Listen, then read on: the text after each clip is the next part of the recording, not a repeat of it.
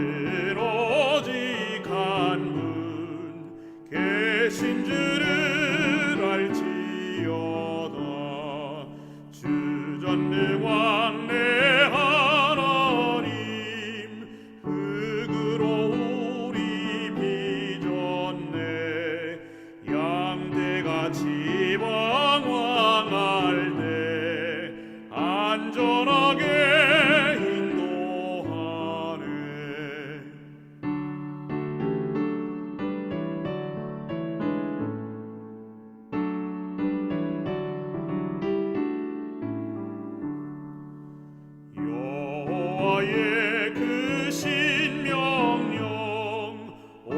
세상 전파하여라. 여호와의 크신 사랑 영원 무궁하리로다.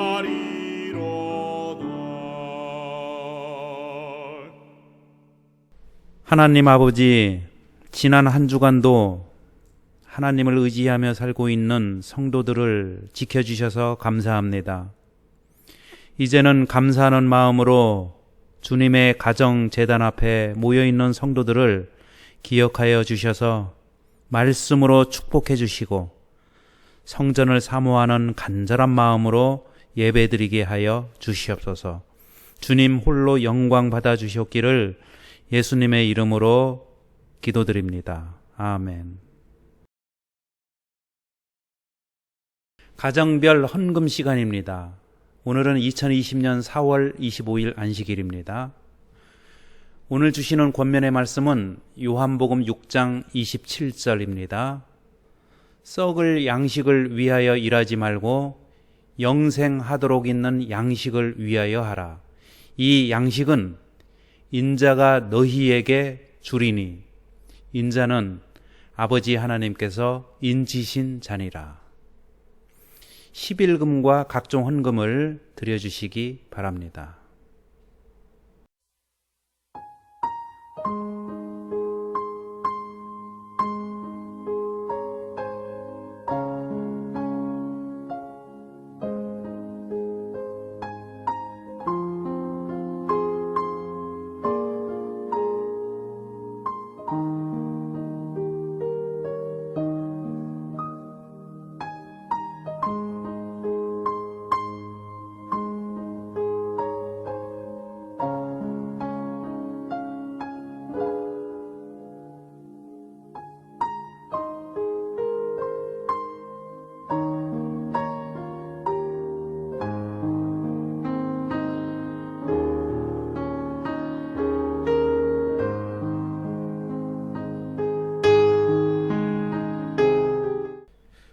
아버지 하나님, 어려운 상황 중에서도 주님께 헌신할 수 있는 마음을 주셔서 감사합니다.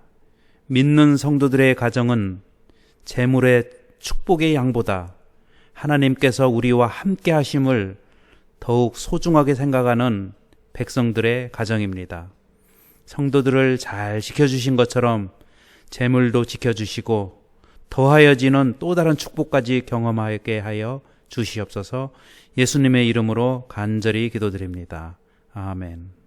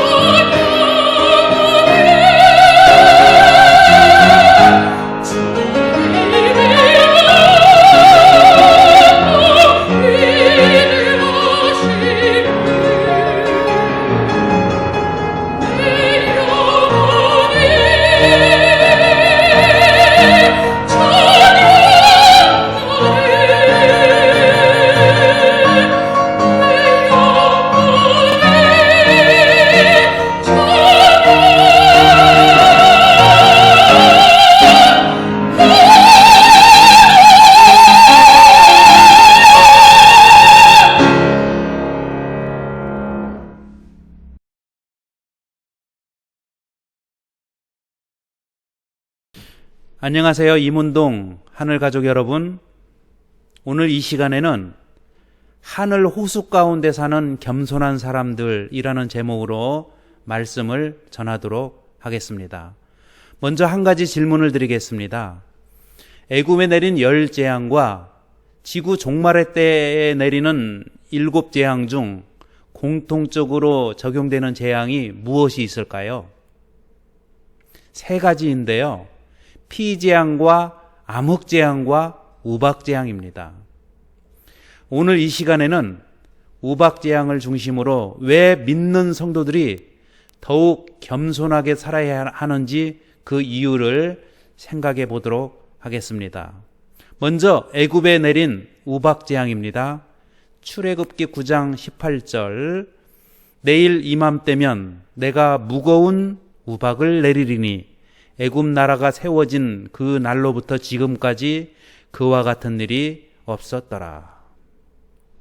지구 종말의 때에 내릴 우박 재앙에 대하여도 이렇게 말씀하고 있습니다. 요한계시록 16장 21절에 보면 또 무게가 1달란트나 되는 큰 우박이 하늘로부터 사람들에게 내리매 사람들이 그 우박의 재앙 때문에 하나님을 비방하니 그 재앙이 힘이 크미러라. 애굽에 내린 우박과 종말의 때에 내릴 우박에 대하여 강조하고 있는 것이 있습니다. 출애굽기 9장 18절에 보면은 무거운 우박, 우박의 무게를 강조하여 말하고 있습니다. 우박이 무거웠다는 것입니다. 그리고 마지막 때에 내릴 우박에 대하여도 같은 강조를 하고 있습니다. 요한계시록 16장 21절에 보면은 무게가 1달란트나 되는 큰 우박. 우박의 무게와 크기에 대하여 강조하여 말하고 있습니다. 무게가 1달란트나 된다는 것과 우박이 크다는 것입니다. 이 두 우박의 무게가 얼마나 나가길래 무거웠다, 크다라고 말하고 있을까요? 아까 우리가 읽어드렸던 요한계시록 16장 21절에 보면은 우박의 무게가 나옵니다. 또 무게가 1달란트나 되는 큰 우박이 하늘로부터 사람들에게 내리매. 각 시대의 대쟁투 637페이지에 보면은 한 덩어리가 100근쯤 되는 큰 우박이 쏟아져 파괴하는 일을 하게 된다. 이렇게 말하고 있습니다. 여러분들이 잘 아시는 것처럼 한 근은 600g입니다. 100근이면 60kg이 됩니다. 1달란트는 역시 60kg입니다. 저는 우박이 크다, 우박이 무겁다. 왜 애굽을 심판하실 때, 세상을 멸할 때에 크고 무거운 우박을 내리셨고 앞으로도 내릴 것이라고 말하고 있는지 그 의미를 생각해 보았습니다. 하늘에서 내리는 우박에는 다음과 같은 의미가 있습니다. 예레미야 50장 25절을 보면 여호와께서 그의 병기창을 열고 분노의 무기를 꺼내면 주 만군의 여호와께서 갈대아 사람의 땅에 행한 일이 있음이라. 하나님의 병기창인 우박을 넣어놓는 것은 어디일까요? 요한계시록 11장 19절에 보면은 이에 하늘에 있는 하나님의 성전이 열리니 성전 안에 하나님의 언약궤가 보이며 또 번개와 음성들과 우레와 지진과 큰 우박이 있더라. 우박은 하늘 성전에 들어있다라고 말씀하고 있습니다. 우박은 또한 하나님의 분노의 무기이며 하늘 성전 안에 들어있음을 알 수 있습니다. 하나님께서 무엇에 대해서 분노하고 계실까요? 무엇에 대해서 분노하여 하늘 창고에서 우박을 꺼내 드셨을까요? 여러분, 만약 어떤 사람이 여러분의 어깨 위에 무거운 짐을 올려놓았다고 생각해 봅시다. 시간이 지나면 어떻게 될까요? 몸이 점점 낮추어지게 될 것입니다. 왜요? 무거운 무게 때문에 꼿꼿함을 견디어내지 못하고 시간이 흘러갈수록 몸이 낮아지고 굽어지게 됩니다. 나중에는 몸이 오그라들고 움츠러들게 됩니다. 하나님께서 우박을 내리시는 이유에 대하여 이렇게 말씀하고 있습니다. 각시대의 대쟁투 637페이지에 보면 지상의 오만한 도시들은 낮아진다. 여러분 이 부분을 다시 한번 읽어볼까요? 지상의 오만한 도시들은 낮아진다. 세상의 큰 인물들이 그들 자신에게 영광을 돌리기 위하여 그들의 재산을 허비하여 건축한 호화로운 건물들이 그들의 목전에서 무너져 내린다. 하나님께서 우박을 통해 심판하시려는 것은 오만과 거만 때문입니다. 자신을 높이는 마음을 낮추시기 위하여 하늘에서 무거운 것을 내려 붓는 것입니다. 사랑하는 성도 여러분, 여러분은 지금 어디까지 낮아지셨습니까? 어디까지 낮아져 있습니까? 자신의 낮아짐을 위하여 기도하고 계십니까? 한 주간도 낮아짐의 하루를 보내 오셨습니까? 오늘 하루도 낮아짐의 하루를 보내시겠습니까? 부조와 선지자 269페이지에 보면은 예언한 대로 폭풍우가 이르러 왔다. 큰 우박은 심히 맹렬하니 애굽 전국의 그 개국 이래로 그 같은 것이 없던 것이었다. 우박이 들의 모든 나무를 꺾었다. 인간의 교만을 꺾기 위하여 하늘에서 내려오는 무거운 것으로 올려놓는 것, 이것이 우박지향의 목적인 것입니다. 살다 보면 하나님께서 우리에게 무거운 것을 올려놓으실 때가 있습니다. 왜요? 좀 더 겸손하게 살라고 그러시는 것 같습니다. 아직도 꼿꼿하기 때문에 무거운 것을 올려주셔서 우리로 하여금 겸손하게 살게 하시려고 가끔씩 무거운 것을 올려놓으시는 것 같습니다. 그래서 마침내는 예수님의 마음을 담고 예수님처럼 살도록 하기 위하여 무거운 것을 우리의 삶에 올려놓는 것 같습니다. 마태복음 11장 29절을 보면 나는 마음이 온유하고 겸손하니. 빌립보서 2장 5절에서 8절에 보면은 같이 읽겠습니다. 시작. 너희 안에 이 마음을 품으라. 곧 그리스도 예수의 마음이니 그는 근본 하나님의 본체시나 하나님과 동등됨을 취할 것으로 여기지 아니하시고 오히려 자기를 비워 종의 형체를 가지사 사람들과 같이 되셨고 사람의 모양으로 나타나사 자기를 낮추시고 죽기까지 복종하셨으니 곧 십자가에 죽으심이라. 일전에 36대 호수를 간 적이 있습니다.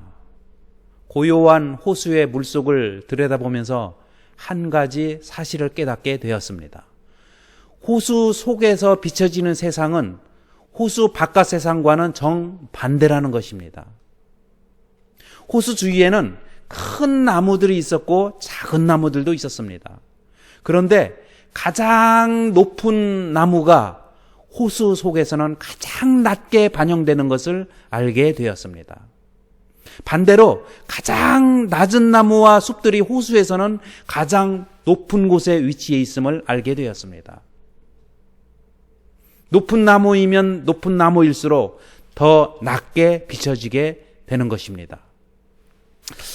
제가 사진 한 장을 좀 보여드리겠습니다. 이 사진은 저 남부지방에 있는 정말 평생에 가봐야 될 그러한 곳입니다. 여러분 이 그림을 한번 자세히 보시기 바랍니다.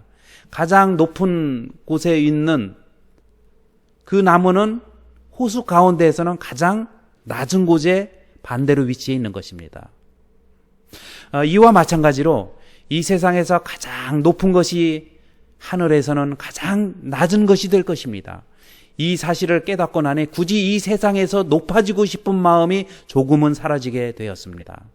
겸손한 나무들처럼 낮아도 언젠가는 하늘 유리 바닷가에서는 이 세상과 전혀 반대의 모습으로 비춰질 날이 있기 때문에 더욱 겸손하게 살아야겠다는 작은 결심을 하게 되었습니다.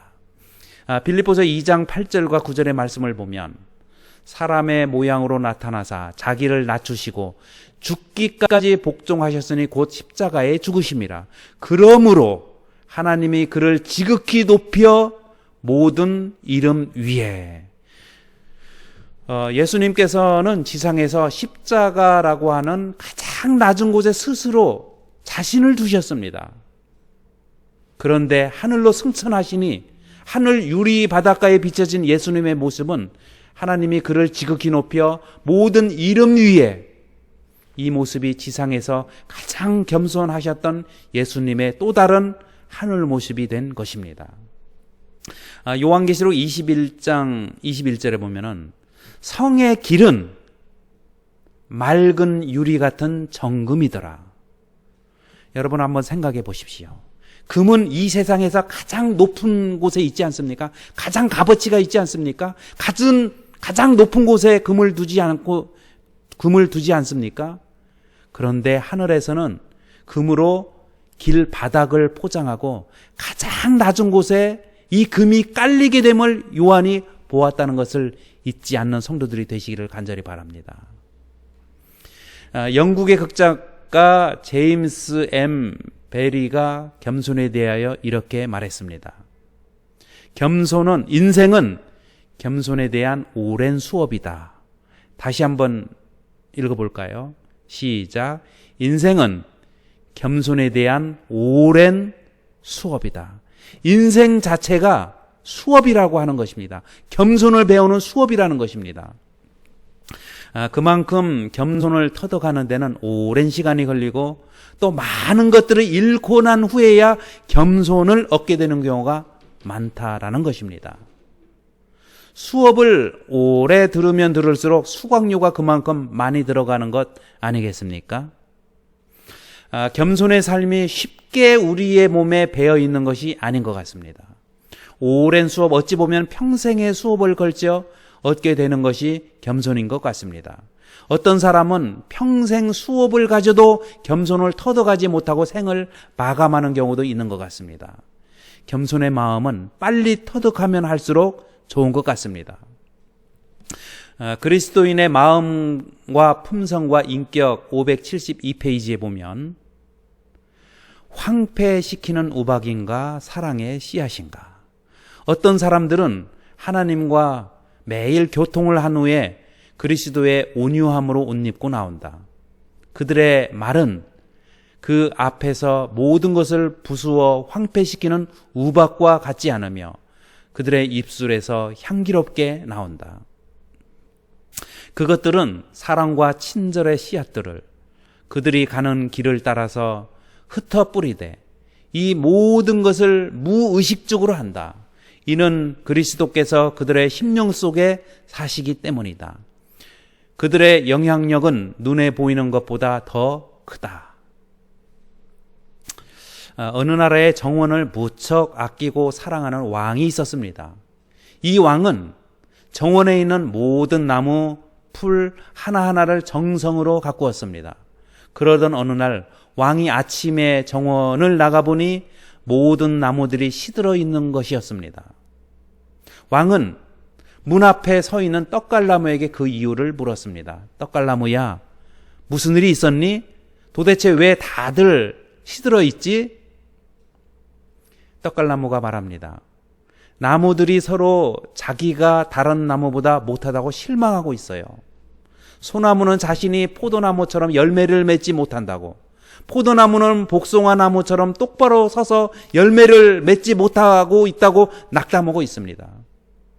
또 제라니움은 라일락처럼 날씬하지도 못하고 향기도 없다고 불평입니다.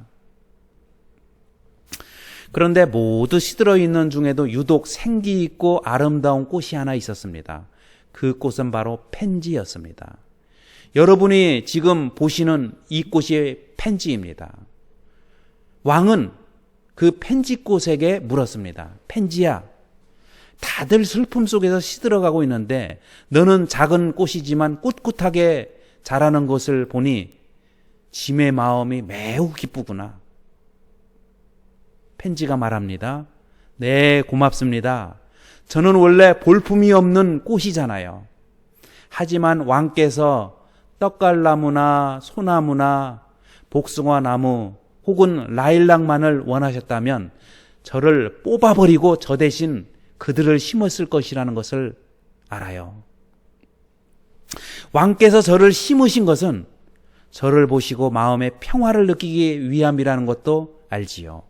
그래서 저는 왕께서 저를 보시면서 마음의 평화를 느끼시도록 최선을 다해야겠다 결심했어요. 사랑하는 성도 여러분, 겸손의 마음이란 무조건 자기 자신을 낮추는 마음만을 의지하지 않습니다.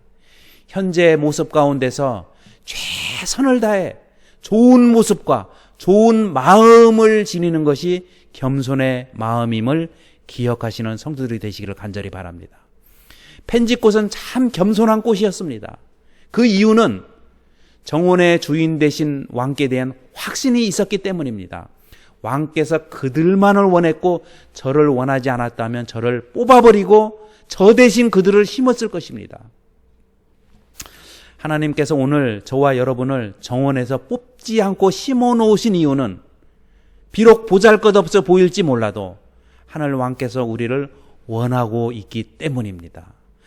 많은 사람들이 겸손한 동물을 말해보라 하면 낙타를 먼저 떠올립니다. 여기 짐을 지고 있는 낙타가 나옵니다. 낙타는 어떻게 해서 겸손을 터득하게 되었을까요? 낙타는 하루를 시작하고 마칠 때에 주인 앞에 무릎을 꿇는다고 합니다. 즉 하루를 보내고 일을 끝마칠 시간이 되면 낙타는 주인 앞에 무릎을 꿇고 등에 있는 짐이 내려지길 기다리며 또 새날이 시작되면 또다시 주인 앞에 무릎을 꿇고 주인이 얹혀주는 짐을 짊어지는 것입니다. 주인은 낙타의 사정을 잘 압니다. 그렇기 때문에 낙타가 짊어질 수 있는 만큼만 짐을 지워주는 것입니다. 낙타는 주인이 얹어주는 짐을 마다하지 않습니다. 우리는 낙타와 같습니다. 그리고 주인은 하나님이십니다. 하나님은 우리의 형편을 누구보다도 잘 아십니다. 그리고 우리가 짊어질 수 있을 만큼 우리에게 짐을 얹어주십니다. 이때 우리는 어떤 모습으로 하나님께서 지워주시는 짐을 받고 계십니까? 낙타와 같은 겸손한 모습이어야 하지 않겠습니까? 새의 날개는 무겁습니다. 그러나 그것 때문에 하늘을 마음대로 날 수 있습니다. 배는 그 돛이 무겁습니다. 그러나 그것 때문에 드넓은 항해를 항해할 수 있는 것입니다. 마찬가지로 그리스도인에게 십자가의 짐이 되나 그것이 그리스도인으로 하여금 천국으로 향하게 만듭니다. 우리는 낙타의 겸손, 새의 겸손, 돛담배의 겸손, 십자가의 겸손을 배워야 합니다. 저는 오늘 더욱 겸손하게 살자라는 제목을 가지고 여러분에게 말씀을 드리고 있습니다. 부조와 선지자에 보면 하나님께서는 교만한 자를 위하여 우박을 저축해 두시고 계시다라고 말씀하고 있습니다. 부조와 선지자 509페이지에 보면 하나님께서는 당신의 뜻대로 원수의 세력을 멸하시려고 자연의 힘, 즉 불과 우박과 눈과 안개와 그 말씀을 쫓는 광풍을 소환하신다. 우리는 세상 역사의 최후의 장면에서 일어날 보다 큰 전쟁에 대하여 듣는데 그때에는 여호와가 그 병고를 열고 분노의 병기를 내실 것이다. 하나님께서 내가 눈 곳간에 들어갔느냐, 우박 창고를 보았느냐고 물으시고 내가 환난 때에 전쟁과 격투의 날을 위하여 이것을 저축하였노라 라고 말씀하고 있는 것입니다. 사랑하는 성도 여러분, 우리의 삶이 교만하여 교만을 낮추시기 위하여 우리의 교만을 낮추시기 위하여 무거운 우박을 저축하시는 그런 하나님을 우리가 만들어야 되겠습니까? 우리는 어떤 하나님을 만들어야 할까요? 우리를 향하여 어떤 하나님의 모습을 보기를 원하십니까? 하나님께서 교만한 자를 심판하기 위하여 하늘에 우박 창고를 두셨고 그 우박 창고를 성전 안에 두셨다면 또 그 우박의 크기가 60kg 정도로 무거운 것이라면 하나님께서 우리를 구원하시기 위하여 베푸시는 그 은혜는 또 얼마나 크고 무거울까요? 시편 31편 19절에 보면 주를 두려워하는 자를 위하여 쌓아두신 은혜 곧 주께 피하는 자를 위하여 인생 앞에 베푸신 은혜가 어찌 그리 큰지요. 쌓아두신 은혜, 베푸신 은혜. 이사야 40장 4절에 하나님께서 현재 하고 계시는 일이 나옵니다. 골짜기마다 도두어지며 산마다 언덕마다 낮아지며 고르지 아니한 곳이 평탄하게 되며 험한 곳이 평지가 될 것이요. 지금 예수님은 평탄 작업을 하고 계십니다. 깎아내릴 것은 깎아내리고 채워 넣을 것은 채워 넣고 평탄 작업을 하고 계시는 예수님. 주님의 평탄 작업에 우리 모두 믿음과 겸손의 삶으로 동참해야 하지 않겠습니까? 교만 대신 겸손을 비어있는 곳에 주의 은혜가 채워지는 우리 삶에 주님께서 평탄 작업을 하신 흔적을 지니고 살아가는 주님의 백성들이 되시기를 간절히 바랍니다. 이 세상의 눈으로 보는 것이 아니라 하늘 호수 속에 비춰진 눈으로 바라보고 하늘 호수 속에 비춰진 모습으로 살아가는 백성들. 세상에서의 높음이 호수 속에서는 작음이라는 것을 깨닫고 작은 모습이 호수 안에서는 크다라고 인정함을 받는 성도들로 우리가 살아야 되지 않겠습니까? 오늘 이 예배가 마치고 우리 사랑하는 가족들과 함께 근처에 호수가 있다면 그 호수에 가 보시기 바랍니다. 그리고 들여다 보시기를 바랍니다. 세상의 풍경과 호수의 풍경은 반대입니다. 하나님의 귀한 축복이 함께 하시는 귀한 성도들이 되시기를 바라며 말씀을 마치겠습니다.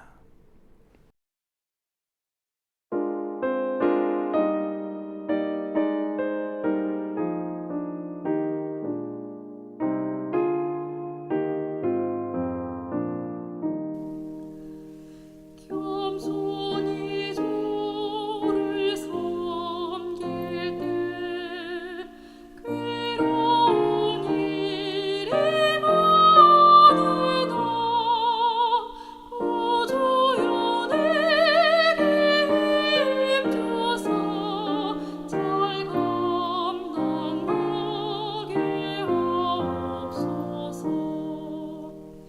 인자한 말을 가지고 사람을 감화시키며 갈 길을 잃은 머리를 잘 인도하게 하옵소서.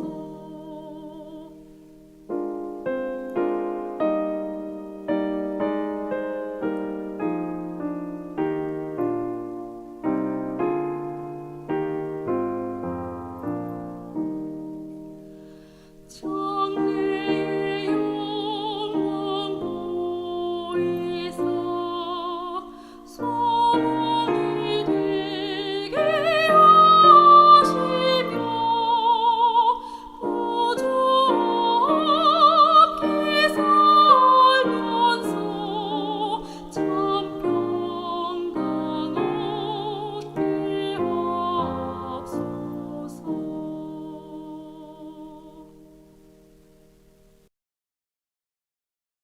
하나님 아버지, 오늘 주신 말씀처럼 더욱 겸손하게 살아가는 주님 닮은 주님의 백성들 되게 하여 주시옵소서. 세상의 풍경이 아니라 호수 속에 비춰진 풍경의 모습으로 살아가는 겸손한 하늘 백성들 되게 하여 주시옵기를 예수님의 이름으로 간절히 기도드립니다. 아멘.